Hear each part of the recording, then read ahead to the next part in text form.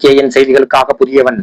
திருவொற்றியூரில் இயங்கி வரும் MRF tyre தயாரிக்கும் தனியார் தொழிற்சாலையில் 8 வருடமாக பணிபுரியும் ஒப்பந்த ஊழியர்கள் 58 பேர் சம்பள உயர்வு மற்றும் பணி நிரந்தரம் செய்ய வலியுறுத்தி